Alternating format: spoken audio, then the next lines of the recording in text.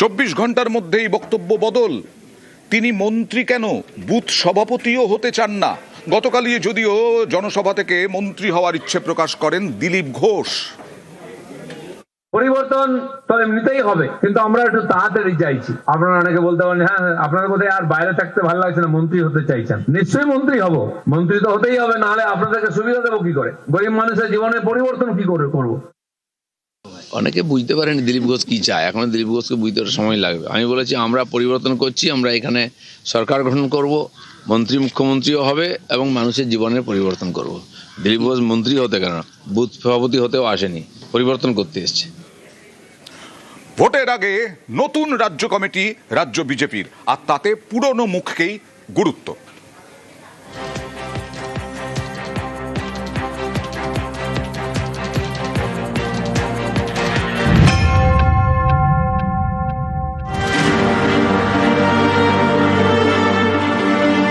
পুরনো চাল ভাতে বাড়ে, পুরনো নেতায় কি ভোট বাড়ে? ভোটের আগে বিজেপির নতুন রাজ্য কমিটি ঘোষণা, নতুন কমিটিতে পুরনোদের গুরুত্ব। বিজেপি রাজ্য কমিটিতে মোট 35 জন, এর মধ্যে অনেকেই পুরনো, বেশ কয়েক বছর ধরে সেভাবে দেখাই যায়নি। তাঁদের এবার দায়িত্ব দেওয়া হয়েছে, যেমন তনুজা চক্রবর্তী 2018 থেকে 21 পর্যন্ত ছিলেন মহিলা মোর্চার সভাপতি, নতুন রাজ্য কমিটিতে তিনি সহ সভাপতির দায়িত্বে। রাজু বন্দ্যোপাধ্যায় এবার সহ সভাপতির দায়িত্বে। প্রবাল রাহা, দেবশ্রী চৌধুরী, বাপি গোস্বামী ছিলেন রাজ্য কমিটির সদস্য, এবার তাঁরা সহ সভাপতির দায়িত্বে।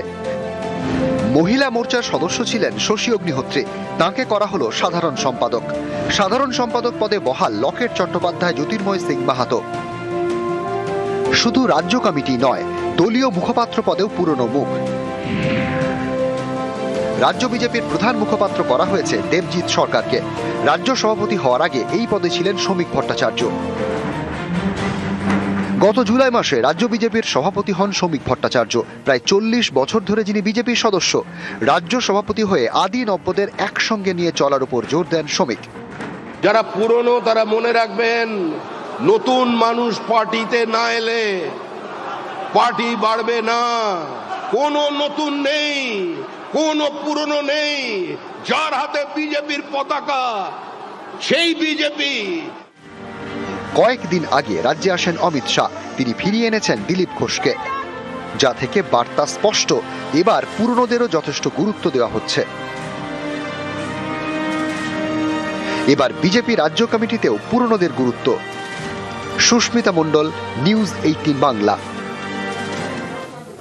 এবার গুরুত্বপূর্ণ খবর, বিএলওদের বিরুদ্ধে সরাসরি এফআইআর করবে কমিশন। কথা বলবো প্রতিনিধি সোমরাজের সঙ্গে।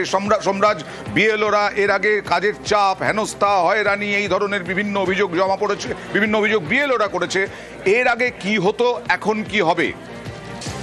দেখো, এর আগে দেখা গেছে যে বিএলওদেরকে শোকজ করা হয়েছিল, কিন্তু বিএলওদের বিরুদ্ধে কোনো শাস্তিমূলক পদক্ষেপ নেওয়া হয়নি। এবার কিন্তু সরাসরি বিএলওদের বিরুদ্ধে এফআইআর করা হবে।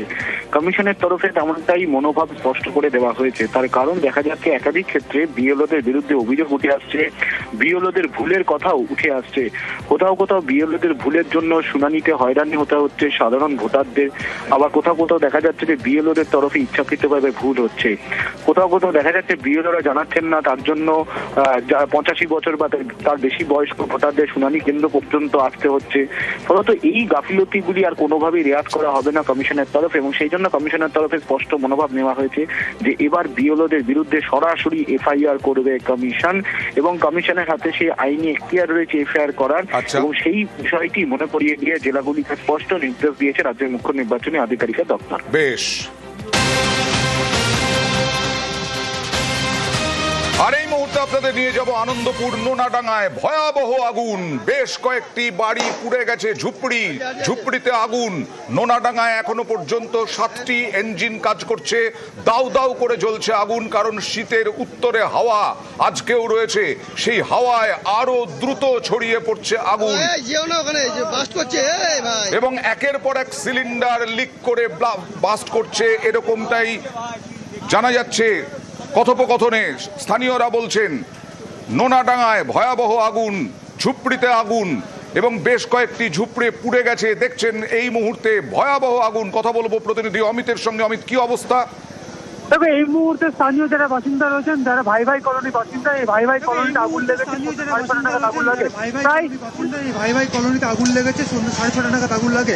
প্রায় 20 থেকে 25টি ঝুপড়ি বা ঝুপড়ি ঘর, সেই ঘর কিন্তু এই একইভাবে এই আগুনে কিন্তু ভস্মীভূত। এবং এই মুহূর্তে তুমি দেখতে পাচ্ছ সরাসরি যে আগুনের যে লেলিয়ান শিখা, দেখো মানে তুমি বলছো 6:30টায় আগুন লেগেছে, এখন 7:20 বাজে, এখনো এই রকম ভাবে আগুন জ্বলছে? একেবারে অয়নদা প্রথমে দমকল খবর পাওয়ার পর পাঠানো হয়েছিল, কিন্তু যে আগুনের যে তীব্রতা বা যেভাবে যে আগুন জ্বলছে, তাতে দুটো ইঞ্জিন দিয়ে আগুন নিয়ন্ত্রণ করা সম্ভব হয়নি। পরবর্তী ক্ষেত্রে আরো 5টা পাঠানো হয়েছে। এই মুহূর্তে দমকল 7টি ইঞ্জিন যেমন আগুন নেভানোর কাজ করছে, একই সঙ্গে ঠিক এই ভাই ভাই কলোনির পাশ দিয়ে যে ক্যানেল রয়েছে, সেই ক্যানেল থেকেও জল দেওয়ার কিন্তু চেষ্টা চলছে। এবং প্রথমে একদম এই বস্তির ঠিক কর্নারের দিকে একটি ঘরে আগুন লেগেছিল, সেখান থেকে আগুন আস্তে ছড়িয়ে এখন এইরকম পরিস্থিতি তৈরি হয়েছে। এবং স্থানীয় যারা বাসিন্দা রয়েছে তারা যারা বলছেন যে সামনেও বালতি রয়েছে, প্রথমে তারা বালতি দিয়ে নিজেরা জল ঢেলে আগুন নেভানোর কিন্তু কাজ চালাচ্ছিল। কিন্তু যে মুহূর্তে তুমি দেখতে পরপর যে ঘরগুলো রয়েছে, এখানে কি দমকল ঢোকার রাস্তা ছিল? অন্যান্য জায়গায় আমরা দেখি দমকল ঢোকার রাস্তা থাকে না, এখানে কি দমকল ঢোকার রাস্তা ছিল? সেরকম পরিসর আছে? একেবারে দেখো দমকল ঢোকার পরিস্থিতি রয়েছে। এবং যে রাস্তা, তাতে ইএম বাইপাস থেকেই বাদিক ঘেসে কিন্তু যে রাস্তা রয়েছে, একদম নয়ডাঙ্গা বস্তি বা ভাই ভাই কলোনির ভেতর অব্দি চলে আসে।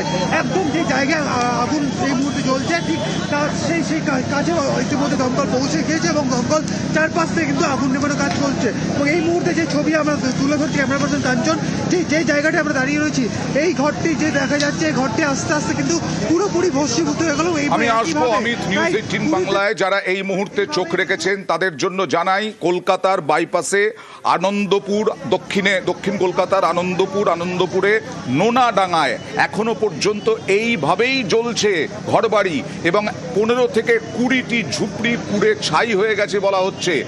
সন্ধ্যে 6:30টার সময় আগুন লেগেছে, এখন 7:21 বাজে, এখনো পর্যন্ত এই রকম লেলিহান শিখাই দেখা যাচ্ছে, দাউ দাউ করে আগুন জ্বলছে। আচ্ছা অমিত, শীতের সন্ধে, সেই সময় তো বস্তির মানুষ জবুথবু হয়ে বাড়িতেই বসে থাকেন, প্রায় বলা যায় বাচ্চা কাচ্চা সব। কি অবস্থা? তারা কি বাড়ি থেকে বেরোতে পেরেছিলেন?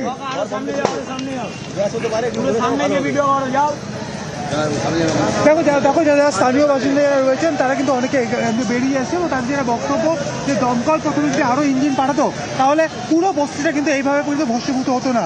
কারণ সেটা 2 থেকে 3টি ঘরের মধ্যে নিয়ন্ত্রণ করা সম্ভব হতো। কিন্তু দমকল মতো দুটো ইঞ্জিন পাঠায়, এবং যখন আগুন বড় আকার ধারণ করে, তারপরে কিন্তু দমকল কিন্তু ইঞ্জিন পাঠাতে শুরু করেছে। সেক্ষেত্রে এই মুহূর্তে দমকলের 7টি ইঞ্জিন কাজ করছে। এবং এই জায়গাটা যেখানে আমরা দাঁড়িয়ে রয়েছি, কিছুক্ষণ আগেও দেখাচ্ছিলাম যে ঘরের অ্যাসবেস্টস বা টিনের যে ওয়াল ছিল, দেখো টিনের ওয়াল পুরো বাঁশগুলো পুরো পুড়ে গিয়ে টিনগুলো কিন্তু আস্তে আস্তে মাটিতে মিশে যাচ্ছে। স্বাভাবিকভাবে যেখান থেকে আমরা ছবি করছি, সেখানে আমাদের চোখের সামনে পরপর যে ঘরগুলো দেখা যাচ্ছে, পরপর একইভাবে যেহেতু বাঁশের স্ট্রাকচারের উপরে টিনের দেওয়াল করে ওপরে অ্যাসবেস্টস বা টালি দিয়ে ঘরগুলো ছিল, এই মুহূর্তে তুমি দেখতে পাচ্ছ সরাসরি যে পরপর কিন্তু ঘরগুলো কিন্তু পরপর কিন্তু একদম আগুনে পুড়ে বাঁশ স্ট্রাকচার আগুনে পুরোপুরি পুড়ে গিয়ে টিনের স্ট্রাকচারগুলো কিন্তু মাটিতে পড়ে যাচ্ছে। এবং জানিয়ে রাখবো, আমরা যখন ঘটনাস্থলে আসছিলাম, তখন যারা অমিত, কোথাও তোমার মুখ থেকে বুমটা বোধহয় সরে যাচ্ছে, বুমটা মুখের কাছে নিয়ে কথা বললে আরো স্পষ্ট শুনতে পাবো। নিউজ 18 বাংলায় যারা চোখ রেখেছেন তাদের জন্য জানাই,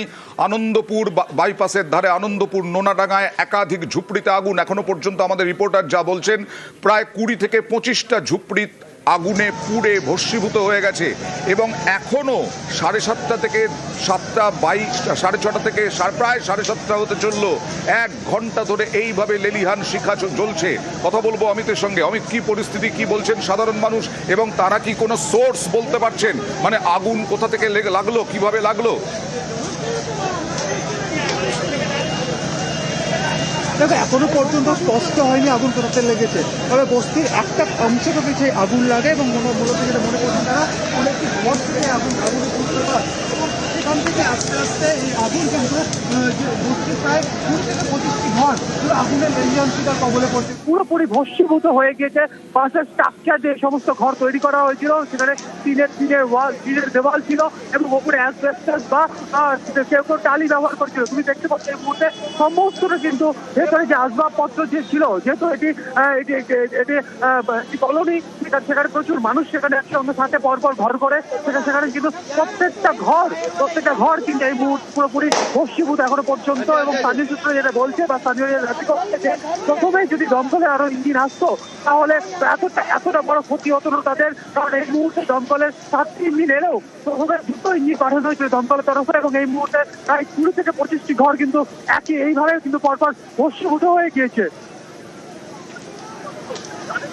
আনন্দপুর বাইপাসের ধারে আনন্দপুর, সেখানকারই নোনাডাঙ্গা ভাই কলোনি, সেখানেই প্রায় 20-25টি ঝুপড়িতে এইভাবে আগুন লেগেছে। 20-25টি ঝুপড়ি আগুনে ভস্মীভূত হয়ে গেছে। আবারও ঘর হারা হলেন বহু মানুষ, শিশু, মহিলা। এবং 6:30টার সময় আগুন লেগেছে, এখন প্রায় 7:30টা।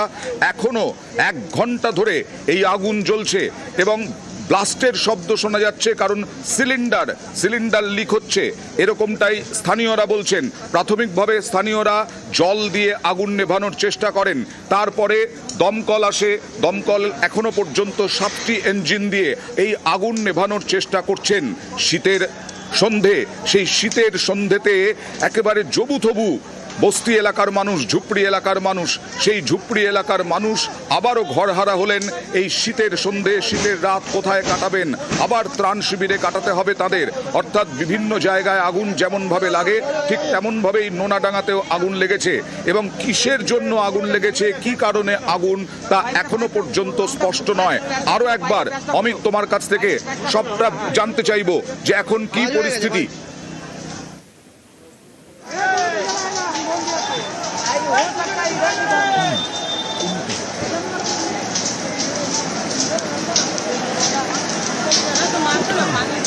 अरे पूरा जान बुझ से हुआ वो लड़कों ने नहीं दिया।